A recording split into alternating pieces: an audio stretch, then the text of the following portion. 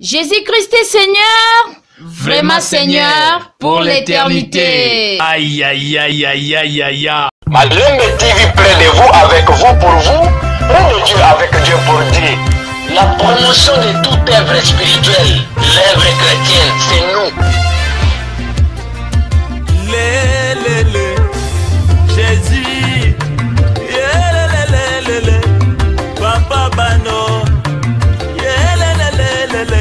mon batelia solo, ezalide yo ya ya na nyonso yoko sala wana mokili aseo moninga nanga. Bonjour, Excellence. Oui, Monseigneur, nous sommes venus vers vous pour connaître davantage, et tous ceux qui nous suivent veulent vous connaître davantage. Et nous avons essayé de collectionner quelques questions et nous allons vous poser aussi ces questions. Alors, la première question qui nous vient toujours à l'esprit, comment aimez-vous qu'on vous appelle lorsque vous étiez enfant? Et c'est le même nom que vous gardez aujourd'hui ou il y avait un nom d'enfance? Depuis toujours, je me suis appelé, on m'a appelé Fridolin Ambongo. Évidemment, chacun prononce un peu à sa manière. Il y en a qui disent Frido, il y en a qui disent Fedori, il y en a qui disent comme on entend dans le village, quoi. Oui. Mais ça a toujours été mon nom, Fridolin Ambongo. Alors, et à l'époque de l'authenticité, on a ajouté Bessungu. Ah d'accord, donc c'était ajouté à l'époque de l'authenticité. C'était 1974, si je me souviens. Ouais, 73, 74. Voilà. Et vous avez été enfant comme tout autre enfant. Avez-vous un souvenir d'enfance, un bon souvenir d'enfance? Moi, je suis né et grandi dans une grande plantation d'EVA et de café à Boto. C'était un milieu très cosmopolite, les gens venaient de partout. Et j'ai vécu ma jeunesse dans un milieu cosmopolite. De telle sorte que j'ai connu le village de mon père, qui n'était pas très loin de la plantation. J'ai connu beaucoup plus tard. Comme souvenir, c'était quand on se promenait dans la plantation. Ceux qui connaissent la plantation d'EVA, ils savent que ce sont de gros arbres. Et nous, on aimait aller là-bas pour recueillir de latex. Latex, c'est la sève d'EVA coagulée. Et nous ramassions ce morceau-là. On étendait, quand c'était encore liquide, sur le ventre. Et avec ça, on avait une forme de vessie. On fabriquait des ballons. Okay. Et on jouait avec ça. C'est que, bon, tout petit, on avait cette belle équipe. On avait l'habitude de jouer au ballon, que ce soit le football, que ce soit le volleyball plus tard. Vous jouez à l'époque à quel poste? Si vous avez encore... Vous étiez gardien? À notre époque, ça variait. Il n'y avait pas de spécialisation. Aujourd'hui, on vous prend, on dit, ben, faites les gardiens, et vous faites les gardiens. Et demain, on dit, vous êtes à la défense. Mais tel qu'on jouait, en tout cas, on courait d'un bout à l'autre. Avez-vous aussi un mauvais souvenir d'enfance? Mauvais souvenir, là, il faut y réfléchir. Mais de mon enfance, j'ai plutôt retenu de très très beaux souvenirs. Jésus-Christ est Seigneur, vraiment Seigneur pour l'éternité. Aïe, aïe, aïe, aïe, aïe, aïe, aïe. Vous avez passé une très bonne enfance. Alors, vous nous avez parlé de votre lieu de naissance et vous pouvez encore rappeler à ceux qui nous suivent où êtes-vous né, où avez-vous grandi? Mais je suis né dans cette plantation qui s'appelle Boto. Okay. Boto. C'était le 24 janvier 1960. C'est aussi dans cette plantation que j'ai commencé mes études primaires. Seulement, comme nous étions à l'époque où tout était dominé par les Belges, qui ne favorisaient pas beaucoup les études, il fallait traverser la plantation pour aller à l'école. De la grande plantation où nous étions, on pouvait étudier seulement en première et deuxième année primaire. À partir de la troisième année, il fallait traverser la plantation. Et c'était une distance de 2-3 kilomètres qu'on franchissait chaque jour pour aller de l'autre côté de la plantation. Mais ça donnait quand même un climat de communauté, l'esprit d'appartenance à une communauté, parce que ceux qui venaient d'autre côté formaient une communauté. Nous qui venions de Boto, nous étions comme une famille. Et généralement, comme ça se voit entre les enfants, après le cours, presque tous les jours, il y avait des bagarres entre nous. Et quand quelqu'un de notre groupe était frappé, tout le monde venait pour le défendre. On avait déjà la conscience d'appartenance à une famille. Pourtant, nous venions tous d'horizons divers, d'ethnies différentes, et on vivait là-bas. Donc, ça me donne quand même l'impression que, bon, je suis né et grandi dans un milieu extrêmement ouvert et extrêmement cosmopolite. Merci beaucoup, Monseigneur. Et qui sont les parents qui vous ont engendré, papa et maman, sont encore en vie? Tous les deux ça... sont déjà au paradis, j'en suis sûr. C'est d'abord papa qui est décédé. Quand j'ai fini ma thèse à Rome, je suis rentré ici en 1995. 2 ans après, il est décédé quand j'ai commencé mes enseignements ici à l'UCC. Ensuite, en 2004, j'étais nommé évêque le 22 novembre. Maman était encore en vie. Elle s'apprêtait à aller à Bukungui, qui est là pour la cérémonie d'ordination. Elle est décédée le 2 février 2005. C'est pratiquement 1 mois avant mon ordination épiscopale. Okay. C'est-à-dire, quand j'étais nommé évêque, maman était là. Mais elle a vécu l'événement, ouais. Mais c'est un peu comme l'expérience de Moïse. Hein, qui arrive sur le mont Nebo et voit la terre promise de l'autre côté.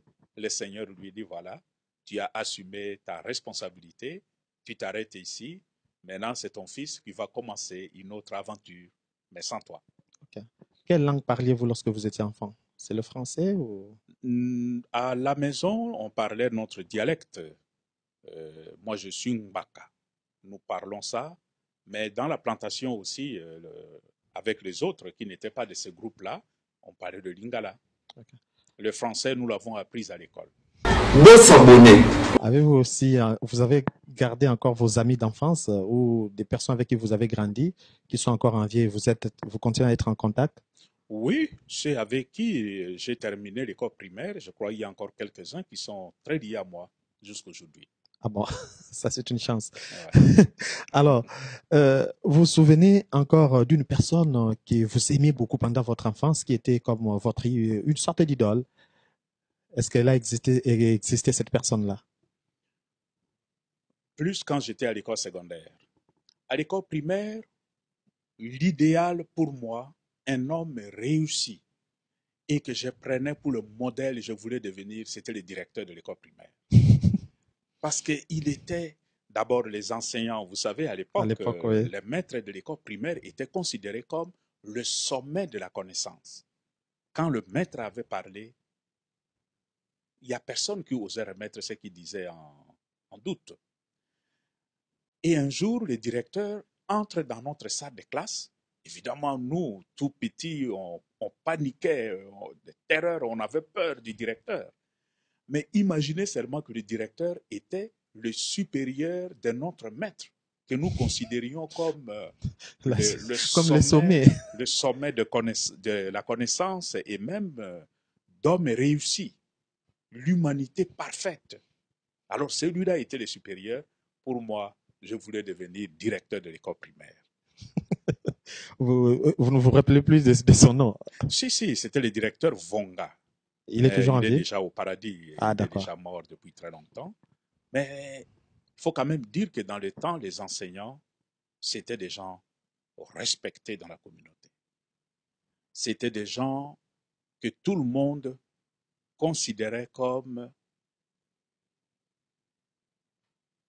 un modèle à devenir. Moi, je me souviens quand le maître passait dans le quartier, là où nous étions, même si tu étais dans la maison en train de manger ou faire autre chose, et tu apprenais que le maître passait sur la route, tu sentais comme une obligation morale de sortir, courir vers le maître et faire le signe comme on nous avait appris. On faisait comme ça là, Comme pour des scouts. saluer. On a appris ça du scoutisme. Ok. Mais c'était pour exprimer notre respect, notre considération pour cet homme. Mais croyez-vous que cette belle époque peut encore revenir un jour? C'est possible. C'est possible. Il faut, en fait, ce qui a dégradé l'image du maître et de l'enseignant en général, c'est le mauvais traitement réservé à lui, le mauvais salaire qui lui est réservé. Mais il suffit d'améliorer sa situation pour que l'enseignant reprenne sa respectabilité et la considération qui est due à son rang dans la société. Jésus-Christ est Seigneur, vraiment Seigneur pour l'éternité. Aïe, aïe, aïe, aïe, aïe, aïe, aïe. Et en parlant de l'enseignement, vous-même, vous avez aussi fait des études. Vous pouvez nous parler de votre parcours scolaire et académique? Mais j'ai fini l'école primaire à Boto et à la fin, nous avons présenté les tests. Parce que aller à l'école secondaire n'était pas donné à tout le monde. Et les écoles chez nous étaient gérées par les pères capucins. Or, la mission, le centre de la paroisse, était à 40 km de Boto, là où moi j'ai grandi. Les dimanches, les pères venaient, ils célébraient la messe et ils rentraient à Boamanda. Le centre de la paroisse, c'est Boamanda. Alors, quand j'ai terminé, nous avons fini l'école primaire, c'est le père Willy Barr, l'ancien inspecteur des écoles, est venu pour nous présenter les tests.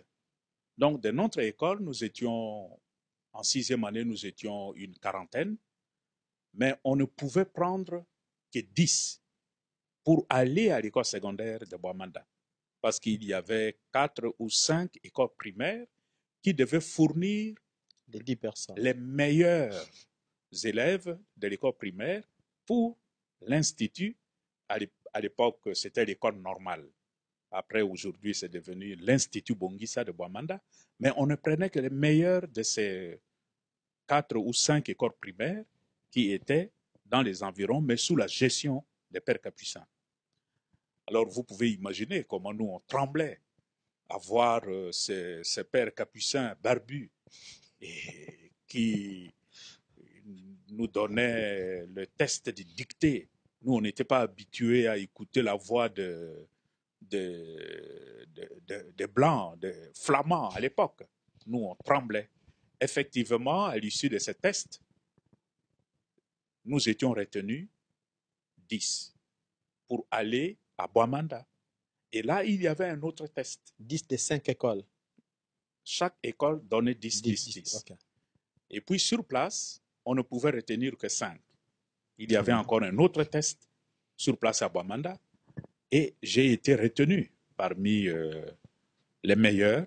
Nous avons commencé l'école secondaire à Boamanda de 1974 à 1980. Là, j'ai eu mon diplôme après 6 ans à Boamanda. Et après, donc, vous avez commencé l'université ou vous êtes entré au couvent, c'est-à-dire le parcours académique? Déjà à l'école secondaire, moi j'étais très engagé dans le mouvement des jeunes. J'étais le responsable de Bidengue Amouina de la paroisse. J'étais le dirigeant de la chorale. À l'école secondaire, l'internat était là, mais nous étions très engagés à la paroisse.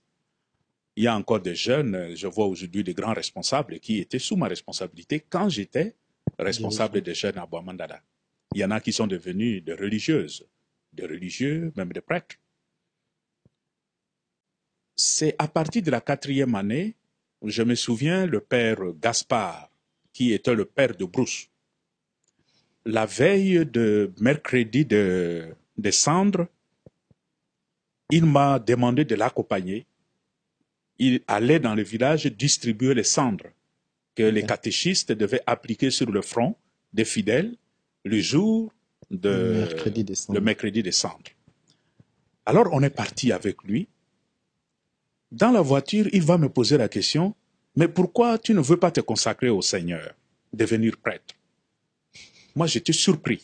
pour dire la vérité, j'étais surpris non pas parce que c'est quelque chose à laquelle je n'ai jamais pensé, mais l'idée que cela pourrait être possible. Pourquoi? Nous sommes ici dans les années 76, 77. C'est l'époque de la zaïrianisation où les écoles ont été nationalisées, l'enseignement de religion a été supprimé dans les écoles. C'est dire chrétien dans tous les endroits officiels était mal perçu à l'époque.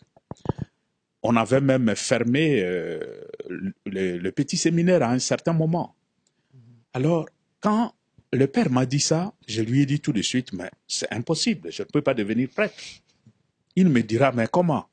Je dis, mais je n'ai pas fait le petit séminaire. Parce qu'à l'époque, si tu ne passais pas par le petit séminaire, tu n'avais aucune chance de devenir prêtre.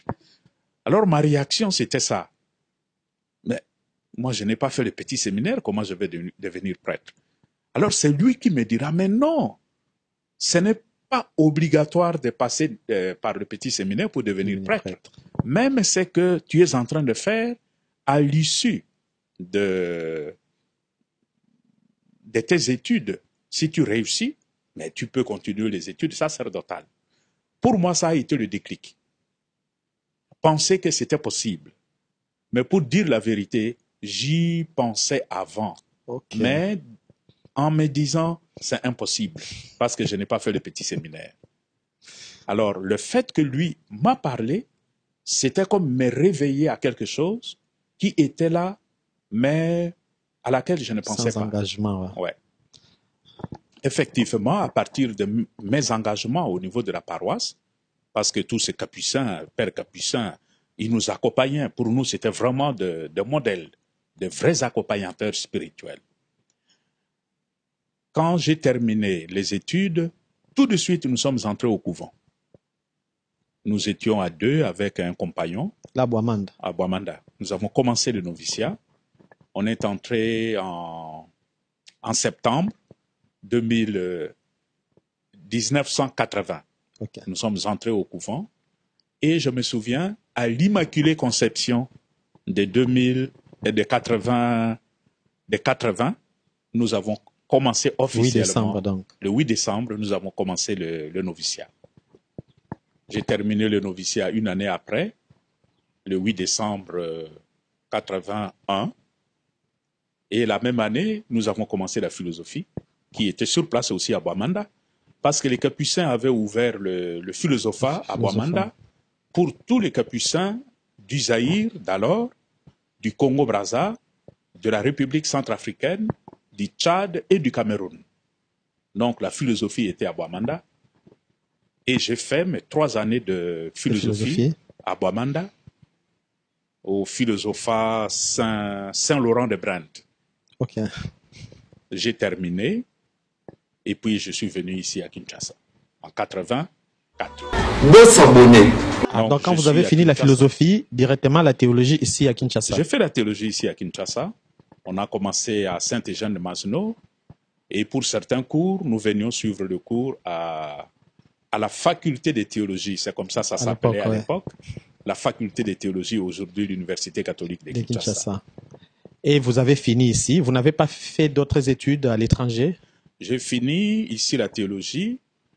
Et puis, après la formation classique, nous avons reçu le diaconat à Saint-Eugène-de-Masno. C'est Monseigneur Chibango qui nous a ordonné diacre en 87. Et j'ai fait ma 4e année de théologie comme diacre. Donc, j'ai exercé le diaconat tout en terminant la 4e année qui était considérée à l'époque comme une année pastorale. Donc, il y avait beaucoup de choses qu'on faisait plutôt en pastoral. Et j'ai exercé mon année diaconale à la paroisse Saint-Noé Mawagali. Ah bon? À Mongafula. Qui était le curé à l'époque? Ben, c'était le prémontré. Parce que nous, les capucins, nous n'avions pas eu de maison à Kinshasa. Nous logions au monastère, chez le prémontré. Chez le prémontré, oui. Dans la vallée du campus. Vers l'université, oui. La vallée du campus. Et puis on allait là-bas, comme c'était la paroisse gérée par le prémontré, c'est là que j'ai exercé mon diaconat. Après cette année, quand nous avons terminé la 4e année, nous étions partis à Boamanda, qui est ma paroisse d'origine, pour l'ordination sacerdotale. C'était Monseigneur Joseph Kesenge, évêque de Molegbe à l'époque. C'est lui qui m'a ordonné prêtre le 14 août 1988. 14 août, ouais. Et je me souviens le jour de mon ordination, parce qu'il y a des capucins qui avaient abandonné des paroisses, j'étais nommé immédiatement curé d'une grande paroisse à 42 km de Boamanda. Ah bon? Et j'étais en même temps nommé père de brousse. Je faisais le tour de village et je dois dire cette paroisse était très peuplée avec plus de 150 villages qu'on appelle aujourd'hui communautés ecclésiales de base. Okay. Donc, je faisais le tour de ces villages et je dois dire que ça a été une expérience qui m'a beaucoup marqué. Le contact avec les fidèles. Sillonner les villages pour affermir la foi des fidèles. L'accueil réservé aux pasteurs. Et vous savez, quand on est jeune, on ne sent pas la fatigue. Hein? Okay. On pouvait visiter les villages presque tous les jours. On allait dans un village. Ça a été une très très belle expérience pour moi. Pour ne pas vous couper la parole, Monseigneur, c'est sûrement une parenthèse. Je remarque que le chiffre 8 est très significatif dans votre vie parce que je vois vous êtes ordonné au mois d'août, vous avez été ordonné en 1988. Je vois vous êtes devenu archevêque de Kinshasa en 2018. Avant de continuer, le chiffre 8 vous dit quelque chose. Je ne sais pas si encore, si je vais continuer à fouiller pour voir. À l'âge de 58 ans. À l'âge de 58 ans. Je ne sais pas. Vous avez une relation avec le chiffre 8, les 8 béatitudes. Je ne sais pas, moi, vous pouvez dire quelque chose au sujet avant de continuer votre parcours académique? Je n'y ai jamais pensé. Je constate, comme vous aussi, qu'il y a cette prédominance du chiffre 8 dans mon histoire. La signification, je ne sais pas. D'accord. Et après, quand vous avez fini votre pastoral, ministère comme curé? Alors, quand j'ai terminé là-bas, j'étais nommé ici à Kinshasa comme responsable de notre maison de formation. Entre-temps, nous avions la maison à la 5e rue, les Capucins. Oui. C'était aussi le moment pour reprendre ma licence en théologie morale. Donc, revenu à Kinshasa en 89, j'ai commencé le cours ici pour la première année de licence. Entre-temps, nous avions la gestion de la paroisse Saint-Christophe à Mbinza. Donc, chaque week-end et parfois durant la semaine, j'allais célébrer la messe dans cette paroisse-là, Saint-Christophe. Il y a encore des gens de Saint-Christophe qui se souviennent de moi, mais c'était notre jeune prêtre à Saint-Christophe. Et partant de Saint-Christophe, nous avons commencé à animer la sous-paroisse Sainte-Catherine. De Sienne. Oui. Catherine de Sienne, je pense. De Sienne. Vers qui est devenue aussi paroisse pendant que nous étions là. Ouais. Nous avions la gestion des deux paroisses, Saint-Christophe et Sainte-Catherine. Et je me souviens bien, quand j'allais à Sainte-Catherine, il y avait une fête là un jour, et le curé doyen est venu à cette célébration. Et le curé doyen, c'était le père Édouard Kisonga, qui est aujourd'hui l'évêque auxiliaire ici. J'ai travaillé avec lui. Il était mon curé doyen. Ah bon? Quand nous étions à Sainte-Catherine. Ça, c'est beau. Alors là, ça a duré 2 ans, cette expérience à Saint-Christophe et Sainte-Catherine, de 89 à 2001. Quand j'ai terminé ma licence ici à la faculté de théologie, en 2001, je suis parti à Rome pour préparer ma thèse de doctorat. D'accord. J'ai fait 4 ans à Rome, à Alfonsianum.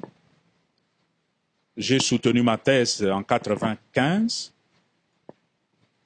J'ai mis presque 2 mois après pour étoffer le texte. La thèse publié. en quelle année? La thèse en 95. 95, ok. 1995. Ok, oui. J'ai publié presque deux mois après et je suis rentré ici. De telle sorte qu'à partir de l'année académique 1995, j'ai commencé l'enseignement à l'UCC comme professeur de théologie morale. Professeur de théologie morale. Alors, vous avez fait la morale. Qu'est-ce qui vous a poussé à faire cette théologie morale? Je n'ai jamais pensé faire la théologie morale.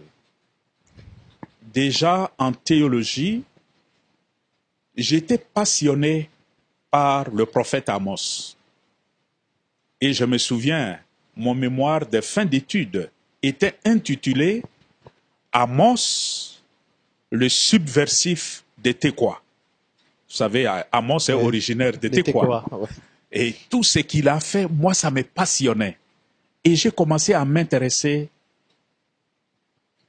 au prophétisme dans l'Ancien Testament. Et le modèle des prophètes qui m'avait passionné, c'était Amos. Alors, quand j'ai fini, oui. revenu à Kinshasa pour commencer la licence, c'est là qu'il fallait choisir. Et c'est mon confrère, le père Léonard Van Balen, qui était professeur de théologie morale. C'est lui qui avait la chaire de la théologie morale à l'UCC. Oui. C'est lui qui va me dire, connaissant tes penchants, tes intérêts, je te propose de faire la théologie morale. Et je suis venu à l'UCC, j'ai commencé avec ça. Je me souviens très bien, j'ai terminé ma licence sur un thème. C'était, je me souviens plus là, c'était quoi encore? Foi et développement. Foi et développement, en partant de l'expérience de mes pères de Boamanda qui sont venus dans un milieu pauvre, les Capucins, qui sont venus dans un milieu pauvre et au nom de leur foi, ils se sont engagés dans une activité de développement pour promouvoir, pour relever le niveau de la population. Et c'est de leur expérience de foi qu'est né ce grand projet de développement CDI Boamanda, qui est quand même connu ici à Boamanda, ouais, très connu à Kinshasa, ici à Kinshasa, ouais. à travers le projet d'aide alimentaire, la farine de maïs qu'on distribuait dans les paroisses. Ouais. C'est vraiment le fruit de ces pères capucins qui avaient pensé que vivre ma foi chrétienne doit avoir une implication sur mes frères et sœurs. Je ne peux pas prétendre être un bon chrétien si je ne fais rien pour aider mes frères à s'élever sur le plan de la dignité humaine, sur le plan de la considération pour la personne humaine. Alors, j'ai travaillé sur le projet CDI Boamanda, je suis allé mener des enquêtes à l'intérieur. Et pour cette partie, c'était le père Léon de Saint-Moulin qui m'avait accompagné pour la méthode d'enquête sur le terrain. Okay. Mais le directeur de ma thèse, c'était le professeur qui est devenu après Monseigneur Niémé. Okay. Niémé Tessé. C'était lui le directeur de ma thèse. J'avais déjà un penchant pour la question de la dignité de la personne humaine, la question de la justice, puisque j'avais travaillé sur le prophète Amos comme étudiant en théologie. Naturellement, quand je pars à Rome, c'était pour me spécialiser sur la question éthique touchant à la personne humaine. C'est ainsi que le thème de ma thèse, c'était la réhabilitation de l'humain, base d'un vrai développement au Zaïre.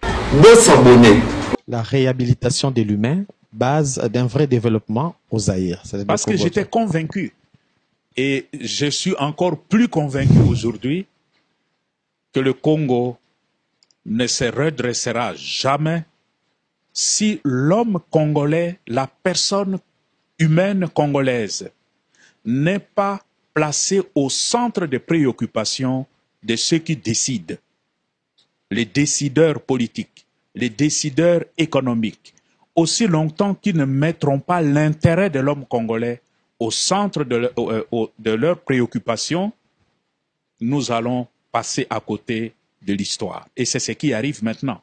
Ouais. Le pays est extrêmement riche, mais l'homme congolais est pauvre.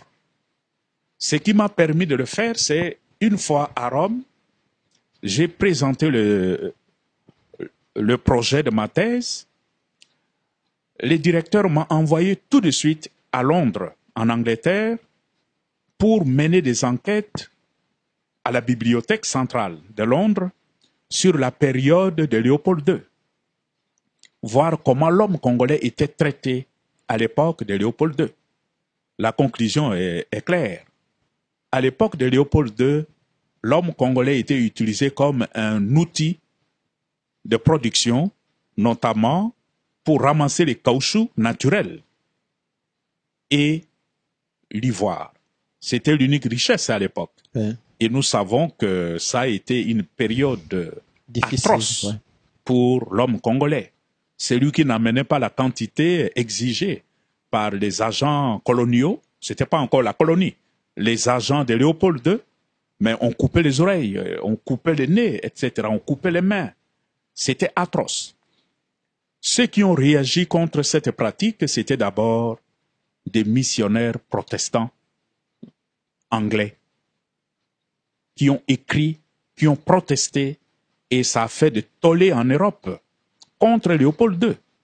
Ce qui a obligé Léopold II à céder sa propriété, l'État indépendant du Congo, à la Belgique. Et quand les Belges ont pris le pays, c'était d'abord pour rectifier les erreurs de Léopold II. Malheureusement, cette période de rectification n'a duré que 15 ans. Quand la Belgique a découvert les minerais au Katanga, la Belgique a changé de méthode. Au lieu de corriger les atrocités, la Belgique a commencé aussi à son tour à utiliser l'homme congolais comme outil de production dans les mines et dans les grandes plantations de caoutchouc, de café, de cacaoyer, le coton, etc. Donc, cette situation apparemment perdure. Aujourd'hui, il n'y a pas de Belges, il n'y a pas de colonisateurs. Apparemment, c'est entre nous. Comment pouvons-nous sortir de cette difficulté? Après l'indépendance, malheureusement, nous n'avons pas su remettre la personne humaine au centre de nos préoccupations, nos décisions politiques ou économiques. La raison, c'est que l'indépendance du Congo, le 30 juin, contrairement aux pays des traditions britanniques et françaises, l'indépendance a été plus rêvée au Congo que réfléchie. On a plutôt rêvé de l'indépendance. Mais personne ne s'était préparé à assumer les exigences de ce qu'on appelle une indépendance. On n'avait jamais pensé que l'indépendance avait des prix. Et pour mériter cette indépendance, on devait d'abord préparer des gens compétents pour prendre la place des Blancs. De telle sorte que, bon, le lendemain de l'indépendance, le premier Congolais qui avait occupé le poste de Blanc pensait plutôt à jouir des avantages des postes qu'ils occupaient plutôt que rendre le service qu'on attendait de celui qui était assis sur ce fauteuil-là. La conséquence, ça n'a pas duré 3-4 ans, il y a eu frustration du peuple. Parce que le peuple n'était pas servi, il n'y avait pas cette justice qu'on attendait, qu'on avait chantée pendant l'indépendance, et nous avons eu tout de suite les premières rébellions. Avec l'intervention de Mobutu, nous avons assisté à une hypertrophie de la politique au détriment de l'économie. Et nous nous souvenons, quand nous étions à l'école secondaire, d'abord à l'école primaire et à l'école secondaire, le militantisme était considéré comme le critère pour mériter, pour occuper un poste. On te jugeait à partir de ton attachement au mouvement, au parti, le MPR. De telle sorte que beaucoup de gens étaient nommés à des postes, non pas à cause de leur capacité, leur mérite, mais tout simplement à cause de leur militantisme politique. Cette situation va conduire le pays à la décision dramatique que nous connaissons, la zaïrianisation, avec des acquéreurs qui ne connaissaient rien, qui ont pris des plantations, des entreprises aux étrangers, et la gestion a consisté tout simplement à vider les caisses et à liquider les actifs qui étaient là. Les malheurs du Congo se sont prolongés, se sont renforcés à partir de ce moment-là. Et je crains que malheureusement, c'est cette même pratique qui continue aujourd'hui. On le voit dans l'administration. Si tu n'as pas de la sympathie pour le pouvoir, mais tu risques de perdre ton poste. Donc, nous n'avons pas tiré les leçons de l'histoire. Jésus-Christ est Seigneur, vraiment Seigneur, pour l'éternité. Aïe, aïe, aïe, aïe, aïe, aïe, aïe. Monseigneur, vous êtes un bon professeur et en parlant de l'histoire de notre pays, nous sentons que vous connaissez vraiment cette histoire. Alors, aujourd'hui, comme archevêque de Kinshasa, d'abord comme évêque, depuis que vous avez été sacré évêque, aujourd'hui archevêque de Kinshasa, vous continuez à enseigner dans des universités? Avec ma responsabilité, je ne peux plus enseigner de façon académique. Depuis ma nomination, j'étais à Bukungu Ikela. L'UCC a toujours demandé que je garde quelques cours en théologie, surtout la morale fondamentale. Mais quand on a la charge d'un diocèse, ça devient extrêmement difficile, presque impossible, de garder une charge horaire dans une université. Cependant, un prêtre, et particulièrement un évêque, est professeur, dans le sens qu'il est docteur de la parole de Dieu. Il continue à enseigner, non pas de façon académique, mais il enseigne tout le peuple. Et je crois que je continue à faire le professeur de cette manière-là. En dehors de la morale, vous avez encore un domaine qui vous intéresse beaucoup, c'est que vous lisez beaucoup. En dehors de ce que vous êtes spécialiste. J'ai fait une thèse de doctorat en théologie morale. Mais la particularité de la morale, c'est que la morale, c'est le regard de Dieu porté sur tous les domaines. Que ce soit l'économie, que ce soit la politique, que ce soit le socio-culturel, c'est-à-dire l'éducation, la santé, le développement, il n'y a aucune question qui échappe aux moralistes. Par conséquent, un bon moraliste est d'abord quelqu'un qui est bon en exégèse, la parole de Dieu. Parce qu'il jette le regard de la parole de Dieu sur la réalité concrète pour pouvoir évaluer. Il doit avoir une bonne base en écriture sainte pour pouvoir se prononcer sur les questions en relation avec la médecine. Il faut une certaine base, une certaine connaissance de la médecine. Autrement, tu ne peux pas enseigner la bioéthique. J'ai été professeur de bioéthique pendant plusieurs années. Il faut t'intéresser, apprendre ce domaine-là. J'ai été professeur de l'éthique des affaires, ce qu'on appelle business éthique. Mais tu ne peux pas enseigner l'éthique des affaires si tu ne connais pas le minimum de l'économie, comment fonctionne le système économique. Ainsi, le moraliste, à la différence des autres spécialistes, il ne se focalise pas seulement dans son domaine à lui, il ne connaît pas que ça, mais il est obligé de maîtriser aussi les autres domaines pour pouvoir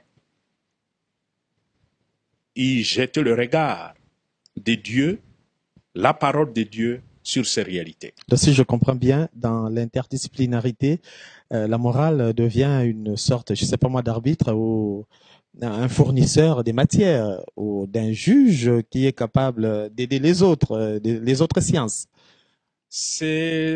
Il est spécialiste en questions éthiques dans le sens que c'est la personne qui se donne cette discipline de se renseigner, de se former sur tous les domaines pour pouvoir entrer en dialogue, mais en dialogue de qualité avec les spécialistes de ces domaines-là. Si je me mets à discuter avec des médecins sur des questions éthiques, mais je dois connaître comment le système fonctionne. Si je dois me prononcer sur l'utilisation, par exemple, de le recours à la fécondation artificielle, mais je dois comprendre comment ça se fait, ce qu'on appelle fécondation in vitro, fécondation avec donneur. Il faut connaître comment ces choses-là fonctionnent. Autrement, le médecin va dire, mais tu te prononces sur quelque chose que tu ne connais pas. Donc c'est ça.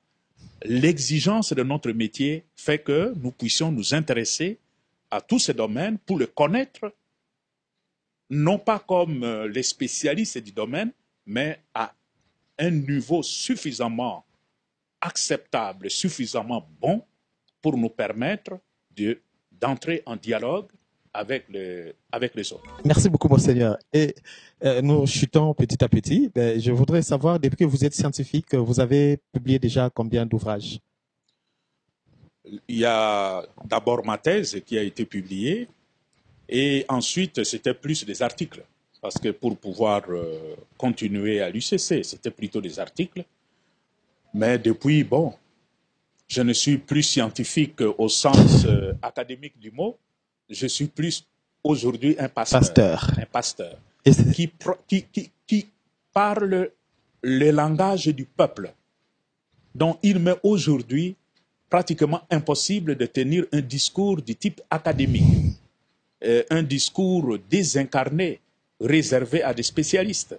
Mais je dois apprendre à parler la langue de mon peuple, me faire comprendre de tous. Et c'est un avantage.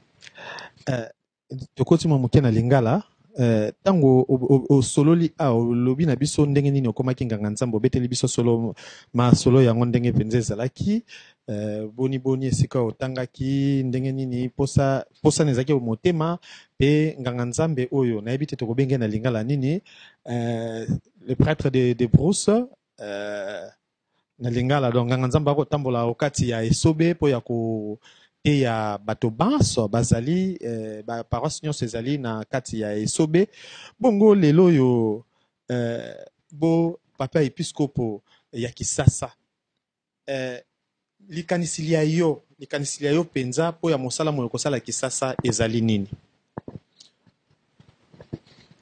Nalobaki yango lomingo loleki nauti kokoma awa au archidiocèse ya Kinshasa atako nazali mopaya te na Kinshasa.